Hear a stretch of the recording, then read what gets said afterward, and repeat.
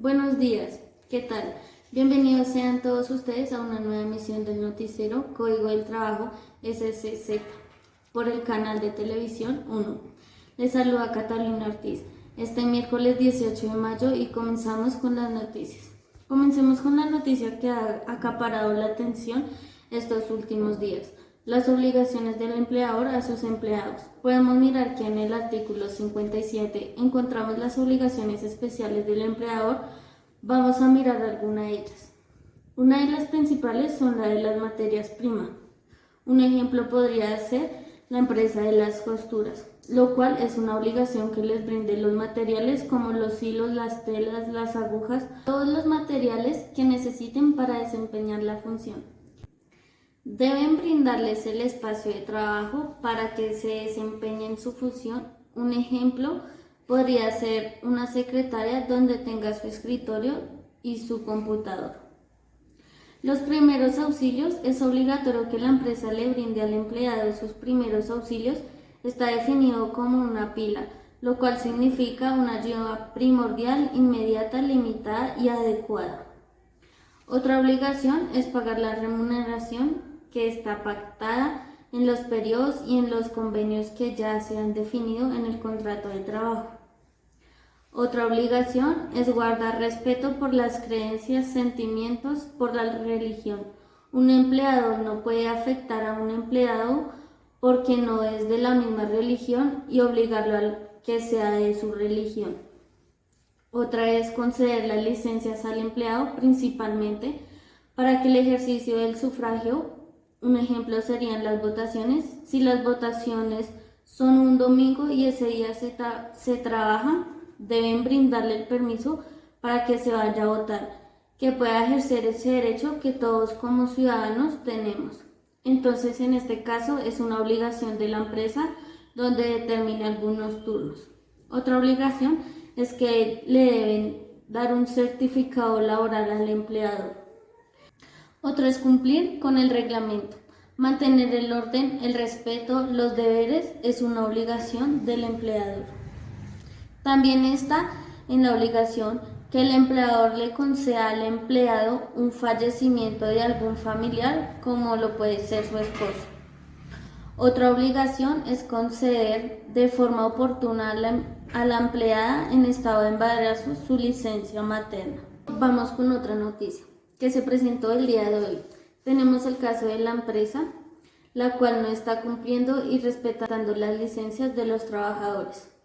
En estos momentos tenemos el caso de Nicole, quien hace poco se le incendió la casa y la empresa no le concedió el permiso de ir a su casa a mirar a los familiares cómo estaban y qué había pasado. También tenemos el caso de Luis, que falleció su abuelo. La empresa le dio el permiso de ir al entierro, pero no le dio los días y le descontaron el día. Por eso vamos a aclarar que es licencia por grave calamidad doméstica y licencia remunerada por luto. La licencia por grave calamidad doméstica. La normatividad laboral no está definida de forma específica. La calamidad doméstica la entendemos como cualquier tragedia, emergencia familiar que requiere la atención de un trabajador, como la muerte o enfermedad de algún familiar. En el artículo 57, Código Sustantivo del Trabajo consagra como obligación de todo empleador conceder licencia en caso de gravedad de calamidad doméstica comprobada. El empleador no puede descontarle ese tiempo al empleado porque eso fue declarado inestable por la Corte. Sin embargo, la normatividad deja en libertad al empleador de fijar condiciones específicas en su reglamento interno del trabajo, donde éste determina la cantidad de días que le puede otorgar este tipo de licencia. Es muy diferente a la otorgada por luto. Esta última ha sido fijada por la ley y esta se otorga por 5 días hábiles. Vamos ahora a explicar la licencia remunerada por luto. La licencia remunerada por luto es una licencia obligatoria que el empleador debe otorgarle al empleado en caso de algún fallecimiento familiar. Los días que se le deben otorgar son 5 días hábiles. Este hecho se deberá demostrar por medio de un documento expedido por la autoridad competente dentro de los 30 días siguientes a su concurrencia. Los familiares que le causan el derecho de la licencia por luto son los padres, hijos, hermanos, abuelos, nietos, esposos y suegros. Para los que no se le otorga la licencia por luto son los tíos, primos, cuñados, novios, bisnietos y bisabuelos. Ahora pasaremos con un reporte de nuestra compañera Stephanie González. Vamos contigo, Stephanie, te escucho. Gracias, Catalina, y bienvenidos televidentes. Volviendo con las noticias del Código de Trabajo, acabo de recibir un video de la manifestación generada por los trabajadores de la empresa Sordito SAS. Se encuentran protestando fuera de las instalaciones de la empresa, ya que en los últimos meses varios empleados han venido solicitando cartas laborales, los cuales han sido negadas aún sabiendo que es una obligación del trabajador expedirlo. Esto se encuentra contemplado en el artículo 57 del Código Sustantivo del Trabajo. Si bien la ley señala que la obligación de expedir la certificación laboral es a la expiración del contrato de trabajo, esta debe ser expedida incluso si el trabajador la solicita durante la ejecución del contrato de trabajo, por las implicaciones y el alcance que la jurisprudencia de la Corte Constitucional le ha dado a este documento. La carta laboral debe contener los siguientes elementos según el numeral 7 del artículo 57 del Código Laboral. 1. Tiempo de servicio del trabajador. 2. Cargo y funciones desempeñadas por el trabajador. 3. Salario devengado por el trabajador.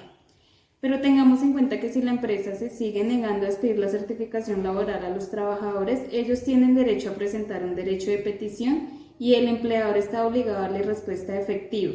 Si no lo hace, el trabajador quedará habilitado para presentar una acción de tutela. La procedencia de la acción de tutela ha sido avalada por la Corte Constitucional desde los años 90 del siglo anterior.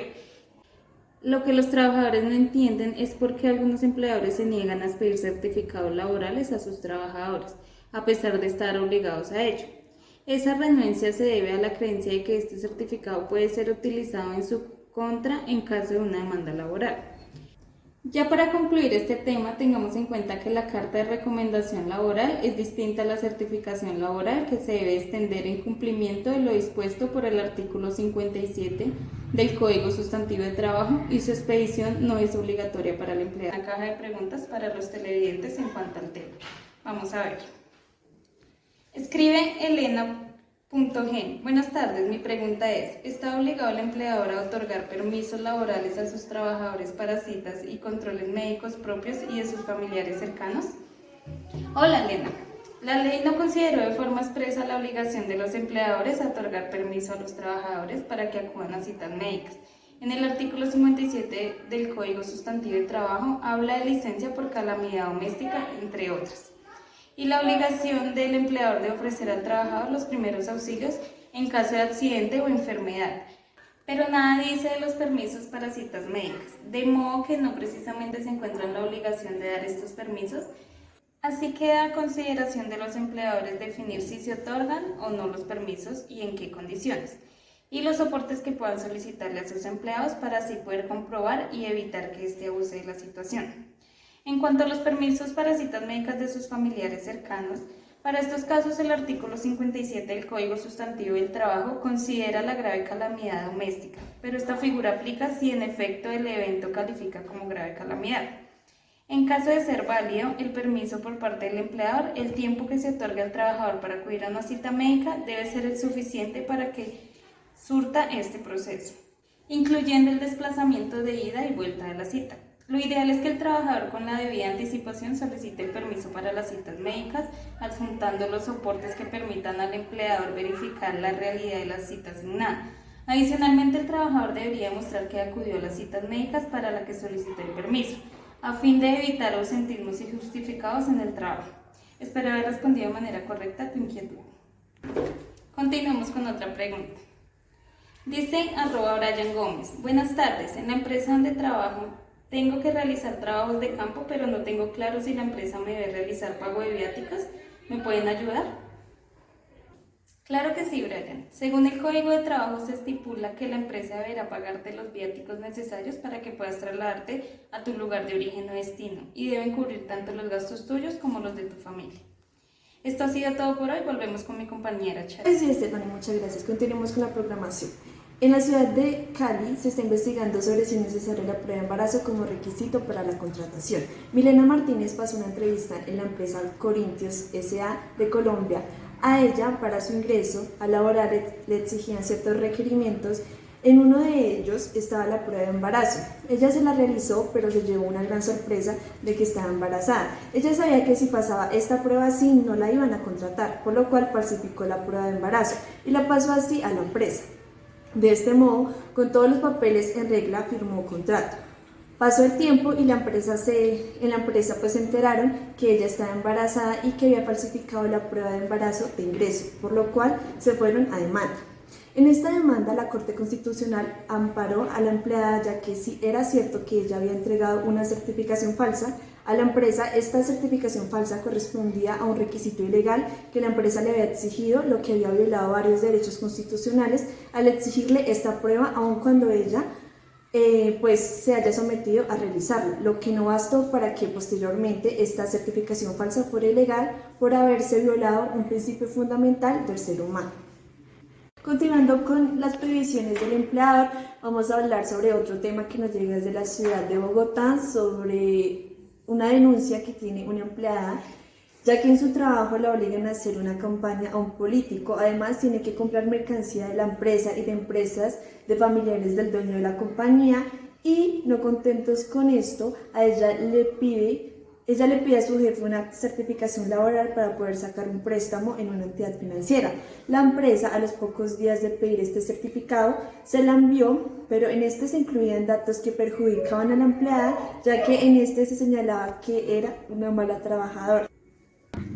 Teniendo en cuenta el caso, todo a lo que obligan a la trabajadora es estrictamente prohibido por los empleadores, al igual que los datos que perjudican en la certificación laboral a la empleada, así como es prohibido exigir o aceptar dinero del trabajador como gratificación para que se le admita en el trabajo o por cualquier otro motivo, así como deducir, retener o compensar suma alguna del monto de los salarios y prestaciones sin autorización previa escrita de estos para cada caso o sin mandamiento judicial, con excepción de los salarios.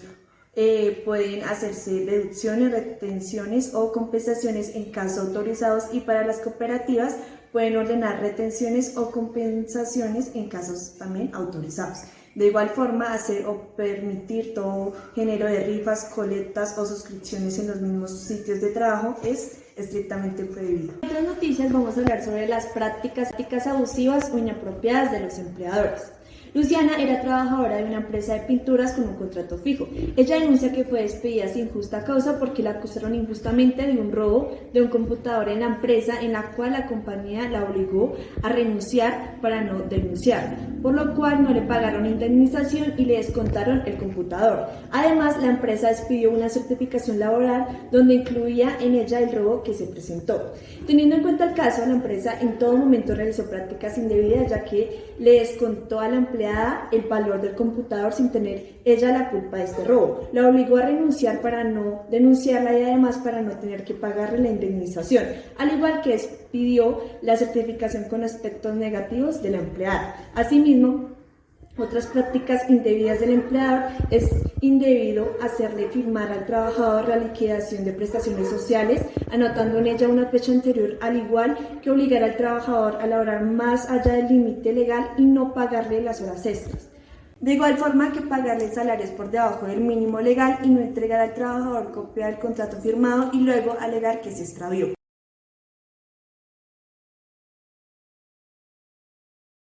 Tenemos otro caso desde el municipio de Marí, Cundinamarca, sobre las obligaciones del trabajador para con el empleador.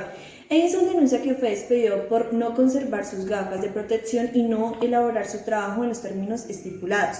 Teniendo en cuenta el caso, la empresa está en todo su deber de despedirlo, ya que es obligación del trabajador cumplir con los implementos de seguridad y con su respectivo trabajo en los términos estipulados, así como también es obligación del trabajador no comunicar con terceros salvo autorización expresa las informaciones que tenga sobre su trabajo, especialmente sobre las cosas que sean de naturaleza reservada o cuya divulgación pueda ocasionar perjuicios al patrón, al igual que guardar rigurosamente la moral en las relaciones con sus superiores y compañeros. Otro tema que cabe resaltar son las prohibiciones a los trabajadores. Alonso trabaja en una empresa de flores. Él un viernes salió de fiesta teniendo en cuenta que el sábado tenía que trabajar, por lo cual el sábado se presentó a su sitio de trabajo en un estado de embriaguez. Además de esto, no rindió en su trabajo, sino que se fue a un lugar escondido a descansar donde su jefe no lo pudiera ver. Un compañero se dio cuenta y lo acusó con su jefe, por lo cual fue despedido. En este caso, el empleado incurrió en faltas graves, ya que se le es prohibido presentarse al trabajo en estado de embriaguez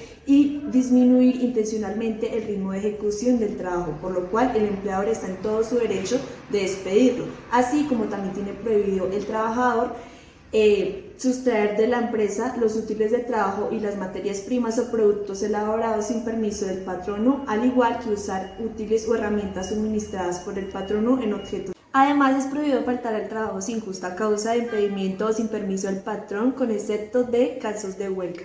Bueno, en nuestra sección de entretenimiento del día de hoy, en este preciso momento el noticiero está en la celebración del Día de las Madres. Este es un espacio de esparcimiento que está dentro de la jornada laboral y cabe recordar que no puede ser descontado.